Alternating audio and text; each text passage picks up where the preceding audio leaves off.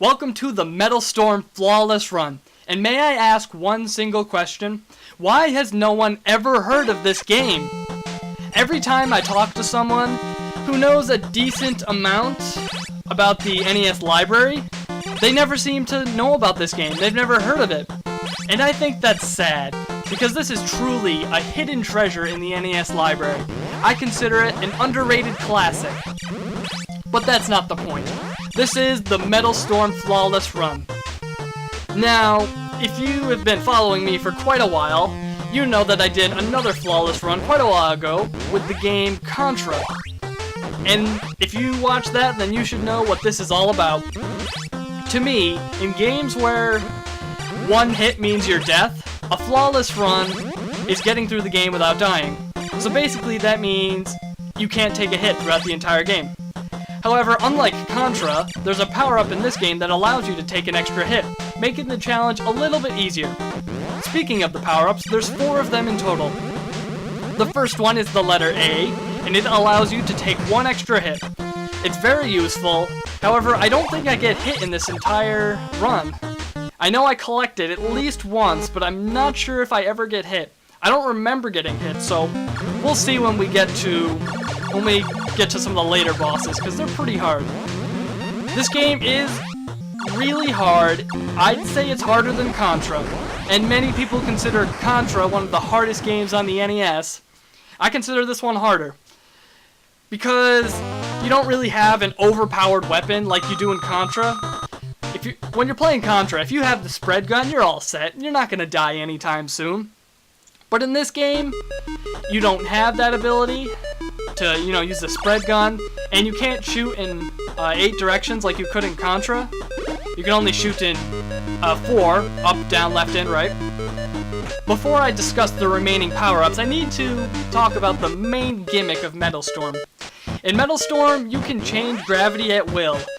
You can walk on the ceiling whenever you want, with 2 simple button presses, just up or down, and the jump button, and you will switch gravity to the opposite direction, which makes the game really fun for some reason. I don't know, I really love the gravity switching gimmick, and I've never seen it in any other game. I mean, I've seen some gravity mechanics in other games, but none like this. This is really cool. I really like this. I wish they made another Metal Storm game. I'm not sure what happened. Maybe this game didn't sell well, or people just didn't know about it. But I think this could have made a great series. I don't know, I love this game. I think it could have been something great if they made sequels and all kinds of stuff like that. I think it would have been cool. Anyways, the third power-up is the letter G.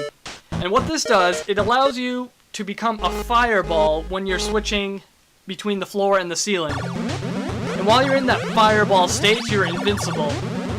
So I decided to ban that power-up from this challenge, simply because I don't want any time where I can just avoid an attack by going invincible. I just don't want that. And when you collect another power-up, you lose your previous one, which means I would have to give up my upgraded weapon. This only applies to 3 of the power-ups. You can collect the A whenever you want, so you can get an extra hit and have an upgraded weapon or the fireball, whatever you want. The final power-up is the letter S, which allows you to have a small shield in front of you. That shield can block incoming projectiles or other obstacles in your way. However, it does not protect you from contact damage, so overall, it's not a very good upgrade. I'd much rather have the upgraded blaster or the gravity power-up. Either one is better than the shield. And yeah, now we're in stage 3. I totally glossed over the first 2 stages because they weren't really anything special. The first stage was just an introductory stage, and you can get through it without even using the gravity switch once, so it's an easy stage. Nothing to be said there. And the second stage, it got you introduced to the gravity concept by making you switch because of those gates, if you saw them. They switched depending on whether you were on the ceiling or the floor. So it introduced you to the gravity gimmick of the game. And if you don't know how to use it, then you won't be getting through stage 2. And And the game doesn't tell you about it, but I'm sure the box did in the instruction manual. You know, back in the day when this was released. I do not have any instruction manuals of any NES games I own. Not one of them. I don't know why. I figured there'd be at least one I have, but I don't have any of them. I mean, I have some of them for the Super Nintendo, but none of them for the NES. Oh, that boss right there. You have to... I recommend you go in a clockwise motion. Go pretty slowly because he tracks your movement. But if you go too far ahead of him, he'll go diagonally, and you don't want that to happen. You want to move in a square. And just take your time, get your shots in when you can. It's not bad at all. You shouldn't have trouble with that guy.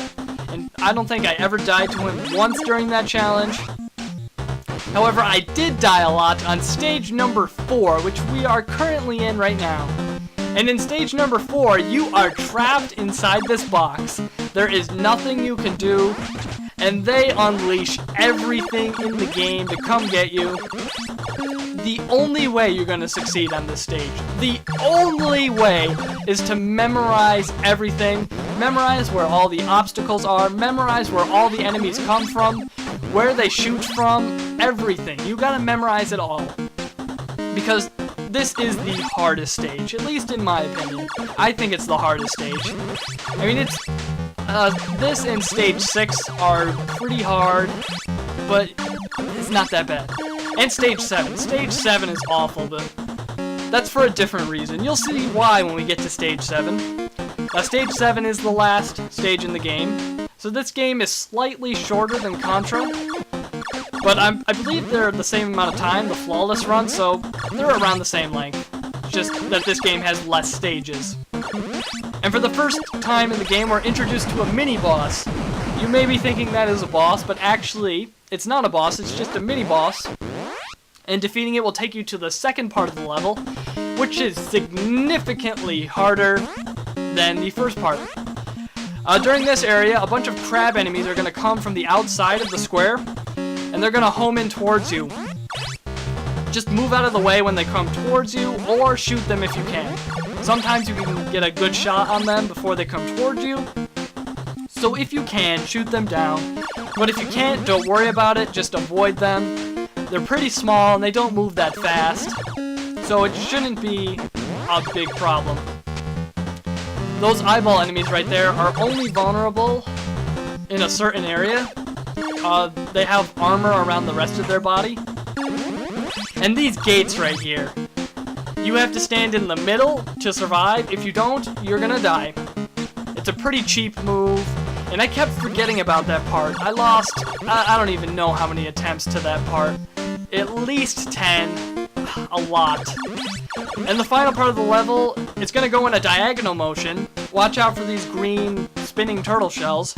They're invincible, you can't do anything about them. And from the left and right, some battleships are gonna come towards you. They shoot in a weird projectile motion. Once you get used to it, it's not hard to avoid at all. And the stage 4 boss, it doesn't do anything. However, there are 2 turrets at the top and bottom of the square, or now it's a rectangle. Destroy them first, and then the boss won't be able to kill you, unless it touches you, but it just bounces off the walls. It's very easy. One of the easiest bosses in the entire challenge. And yeah, stage 4. I don't like stage 4. My first time playing the game, it took me a long time to make it past stage 4. It took me like 6, 7 continues. But that was a while ago since I first played this game. In stage 5, it is filled with these turret enemies, and they'll shoot out lasers at you, and they will follow you. However, with the upgraded laser, you can sort of cheat your way through this stage, because since the upgraded laser is wider, you can shoot the turrets, but they can't hit you, in some areas anyway. So I definitely recommend you have the upgraded laser for this part. You can also get some work done with the gravity, the fireball. That should be helpful, but I'd much rather have the upgraded blaster. In the second area of this level, there's a giant electrical tower following you from the left side of the screen. You don't see it in this playthrough, but if you're too slow, it will kill you. However, don't worry about it. It's pretty slow, and yeah, it's not too bad. Don't worry about it. Overall, this stage is, it's not hard. It's not hard, and it's not easy. There, I just kind of cheated the game, sorta, I guess. I killed that turret enemy without it being able to attack me, which is always nice. These last two turret enemies can't be killed. They're surrounded by invincible orange blocks, so you just gotta run for it. And then you make it to the Stage 5 boss, which is by far the hardest boss in the game. He has 3 different formations. The blue form will shoot out diagonal lasers that bounce off the floor and the ceiling. The red form shoots out lasers straight ahead of it, but when it comes at the same level as you, it's going to come towards you, either up or down. It's hard to explain, but just look at the screen and you should understand it. And the green form, it shoots out wide beams at you. Just jump between them, go to the ceiling if you have to. It's not too bad. But luckily, we won't be seeing that boss again. I guarantee it. We won't be seeing that boss again. I assure you. Anyways, Stage 6 is sort of a puzzle stage, to be honest. There's just a bunch of floating platforms, and it's kind of a maze to navigate through. It's not really a maze, but there's always a correct path that leads you to safety, so it's kind of like a maze. One thing to note on this stage is that you cannot die from falling. If you fall towards the bottom of the screen, you'll just come out the top, which is pretty cool. I like that concept. Never seen that in a game before, although it's probably been in a game. I don't know. Anyways, these enemies right here, they'll shoot out giant orange lasers if you are on the incorrect side of gravity. So, right now I'm on the ceiling, but if I was on the floor, it would start shooting its lasers. So just go on the correct side and it won't shoot at you. Yeah, it's not too bad. There's a lot of enemies on this stage. Some of them like to fly, but most of them are just they're stationary on the ground. Worry more about the flying enemies, and not so much about the ones on the ground. If you memorize the enemy placement on the stage, you should be okay. It's not too bad if you learn where everything is, but if you don't know where anything is, this stage will give you trouble. I guarantee it. It is not an easy stage. But yeah, if you pay attention, you should be good. And for the Stage 6 boss, you cannot touch the floor and the ceiling. It is, I guess, radioactive or something, so touching it is an instant death. So you have to hop on the boss. It's split up into 3 different segments, and you can only hurt it when their eyes are showing.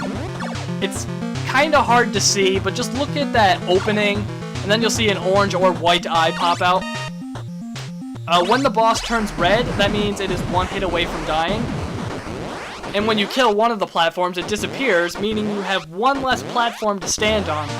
So you kind of need to plan out your strategy for the end, because you don't want to kill an enemy and then fall on the ceiling or floor and die. So you gotta be kind of careful. In Stage 7, it's a boss rush. Yup, all the bosses we just faced in a row, again. I lost a lot of attempts on Stage 7, particularly at the Stage 5 boss. And it was really demoralizing. I just hated the fact that there was a boss rush at the end of the game leading up to the final boss. And you know, I did not like this. I don't like this design choice. If I wasn't doing a flawless run, I'd be fine with it, but since I am, I'm not a fan of it. Yeah, the same strategies, the last time. Yeah, use the same strategies as the same time you faced them before, and you should be good. I don't think there's any differences between the regular fights and the refights, but I could be wrong. They may have an increased amount of health, or they may attack more. But as far as I can tell, they are exactly the same. There's no differences. You're just facing them all in a row. I could be wrong on that. Now, it seems like they have the same health. Except for the stage 5 boss, because, you know, he just felt like he had so much health during these boss refights. Yeah, those are the turrets I was talking about in stage 4. Before I even talked about them, I think I killed them. So, yeah. Stage 4 boss, just as simple as before. And what is that thing supposed to be? I'm not quite sure. Maybe it's a space invader. I don't know. But yeah, same bosses over again. And the stage 5 boss again. I don't like this guy. I really don't. I lost a lot of attempts here. A lot. This challenge was definitely harder than the Contra flawless run. Mainly because I don't have an overpowered weapon to fall back on. I do plan to do some more flawless runs. I'm currently working on one. It's really hard. It's actually the very first flawless run I started. Even before the Contra flawless run, it's that hard. I really can't do it. I don't think I ever will beat it. But we'll see. We'll see. I'm not quite sure yet. I'm not going to tell you what game it is, just because I don't want people to know, in case I never do it. But if I do it, you'll obviously see it here, sometime. I don't know when. And yeah, here's the final refight. The stage 6 boss, same thing as before. Just do the same strategy. And I lost here twice. And both times I was so angry. Because when you make it this far and you fail, you get really disappointed. And then you have to go all the way back to the beginning. It's such a pain. You can't understand unless you experience it. And here's the final boss of the game, which is really easy. If you have the upgraded blaster, it's a piece of cake. And yes, that's it. Just destroy those 4 turrets, and you win. It's a really easy final boss. It's ridiculous. But yeah, through your courageous efforts, all the people on Earth will sleep peacefully tonight. Yes! Leaders from the Earth will now bestow upon you a reward greater than any medal and more valuable than all. Immortality. Yes, I am now immortal. I can make videos for the rest of my life. Sweet! But I'll see you in the next challenge or next playthrough, whatever that may be. I hope you enjoyed the Metal Storm Flawless Run. And until next time, this is UAA signing out. I'll see you guys later.